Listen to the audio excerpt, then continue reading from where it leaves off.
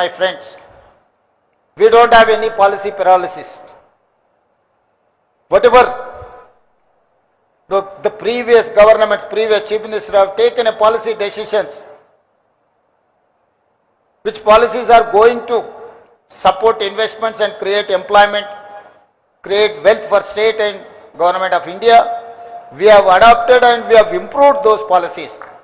Today, I can say authoritatively, I have energy policy, I have industrial policy, I have tourism policy, I have a medical and health policy, I have a sports policy. These policies are going to raise my Telangana state, that is called Telangana Rising 2047. My focus is on improving my GDP of the country. Today my population is 2.5% in the country. I am contributing 5% GDP to the nation. But I am not happy with my performance. My target is something different. My target is 10% of GDP. We wanted to reach, we wanted to create wealth and employment from my state. Prime Minister dream is that Viksit Bharat 2047.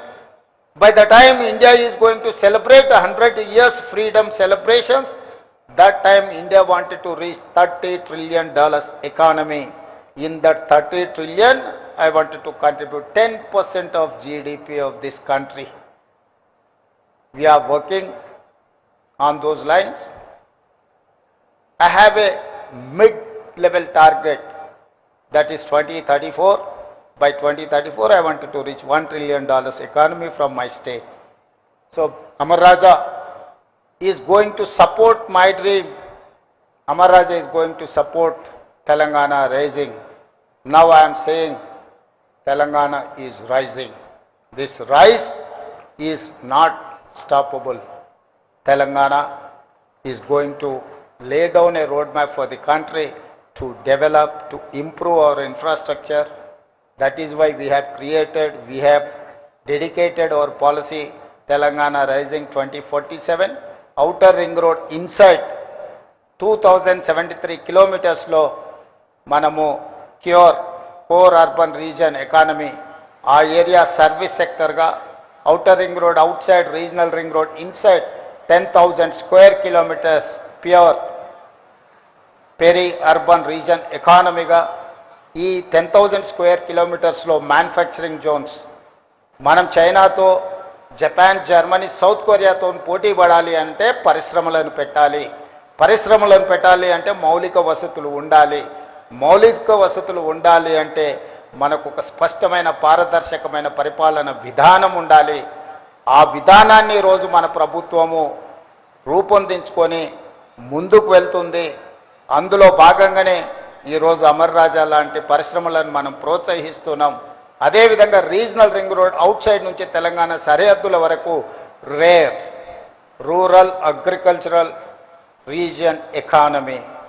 So my policy is pure rare. These 3 categories is equal Telangana rising. ఈ పాలసీలతోని తెలంగాణ రాష్ట్రాన్ని ముందుకు తీసుకువెళ్ళాలని, పర్టికులర్గా నేను ప్రాతినిధ్యం వహించిన జిల్లా పరిషత్ మెంబర్గా, ఎమ్మెల్సీగా, ఎమ్మెల్యేగా, ఎంపీగా ఏది ఎదిగినా ఢిల్లీకి రాజైన తల్లికి బిడ్డనే అన్నట్టుగా నేను ఈ పాలమూరు బిడ్డను. ఈ పాలమూరు జిల్లాను అత్యంత అభివృద్ధి చెందిన జిల్లాగా, ఆదర్శవంతమైన జిల్లాగా, గతంలో ఎప్పుడు చూసినా మనము పాలమూరు జిల్లాను ఎవరెవరో దత్తత తీసుకున్నారని చర్చ వచ్చేది. ఈరోజు మనమే ఇతర జిల్లాలను దత్తత తీసుకునే స్థాయిలో మనం ఉన్నాము. ఇది మన జిల్లాకు గర్వకారణము. అందుకే ఈ జిల్లాను మొదటి ప్రాధాన్యత కింద education, irrigation and industrial policies, these 3 are my top priorities. ఎడ్యుకేషన్లో భాగంగా IIITని ఈరోజు ఇక్కడికి తీసుకురాగలిగినాం, ఇంజనీరింగ్ కాలేజీలను తీసుకురాగలిగినాం, యంగ్ ఇండియా ఇంటిగ్రేటెడ్ రెసిడెన్షియల్ స్కూల్స్ని తీసుకురాగలిగినాం, ప్రతి కాన్స్టిట్యున్సీకి అడ్వాన్స్ టెక్నాలజీ సెంటర్స్ని తీసుకురాగలిగినాం. ప్రపంచంలో వేగంగా మారుతున్న పరిణామాలతోనే ఐటీ ఉద్యోగాలు, వైట్ కాలర్ జాబ్స్పై లక్షలాది మంది నిరుద్యోగులకు మారుతుంటే ఈరోజు బ్లూ కాలర్ జాబ్లను క్రియేట్ చేయడానికి మన ప్రభుత్వం పనిచేస్తుంది. ఆ బ్లూ కాలర్ జాబ్లను క్రియేట్ చేయాలంటే ఏటీసీలు, స్కిల్ యూనివర్సిటీలు, పాలిటెక్నిక్ కాలేజీలు ఇందులో విద్యార్థులు చదువుకోవడానికి అవసరమైన మౌలిక వసతులను ఏర్పాటు చేయాలి. అదేవిధంగా ఇరిగేషన్లో రాణించాలి అనంటే కల్వకుర్తి, భీమా, నెట్టంపాడు, కోయిల్సాగర్, పాలమూరు, రంగారెడ్డి, అదేవిధంగా ఈరోజు ఆర్డిఎస్ ప్రాజెక్టులను పూర్తి చేసుకోవడానికి, సమస్యల్ని పరిష్కరించుకోవడానికి పక్క రాష్ట్రంతో కూడా చర్చలు చేస్తున్నాం. తొందరలోనే ఈ జిల్లా రైతాంగానికి శుభవార్త వినిపించబోతున్నాం. పాలమూరు, రంగారెడ్డి ఎత్తిపోతలకు సంబంధించి 90 టీఎంసీల నీటి కేటాయింపులకు సంబంధించి కేంద్ర ప్రభుత్వాన్ని, ఆంధ్రప్రదేశ్ ప్రభుత్వాన్ని ఒప్పించి అనుమతులు సాధించే దిశగా మనం ముందుకు వెళ్తున్నాం. డిండి ప్రాజెక్టుకి సంబంధించిన 30 టీఎంసీల నీటి కేటాయింపులకు సంబంధించి కూడా సంప్రదింపులు జరుగుతున్నాయి. తొందరలోనే కృష్ణానది పరివాహక ప్రాంతంలో నిర్మాణ దశలో ఉన్న డిండి ప్రాజెక్టు, పాలమూరు, రంగారెడ్డి ఎత్తిపోతల ప్రాజెక్టులకు సంపూర్ణమైన అనుమతులు తీసుకొచ్చి ఈ జిల్లాను సస్యశ్యామలం చేసే బాధ్యత తీసుకొని, అదేవిధంగా పరిశ్రమలకు కూడా అనుకూలమైన వాతావరణాన్ని సృష్టించి పరిశ్రమలను, పెట్టుబడులను ఆహ్వానించి మన జిల్లా నిరుద్యోగ యువతకు ఉద్యోగ ఉపాధి అవకాశాలు కల్పిస్తాం. నేను జై గల్లా గారిని ఏ విధంగా అయితే మీ జిల్లాలో మొదటి తరం మీ దగ్గర కార్మికులుగా అంటే డ్రైవర్లో లేకపోతే ఆఫీస్ సబ్సర్వెంట్ స్టాఫ్ కింద ఉన్న వాళ్ళ పిల్లలు ఈరోజు ఇంజనీర్లుగా మారినరు. ఆనాడు ఇంజనీర్లుగా మీ సంస్థల్లో పనిచేసిన వాళ్ళ పిల్లలు ఈరోజు విదేశాలలో రాణిస్తున్నారు.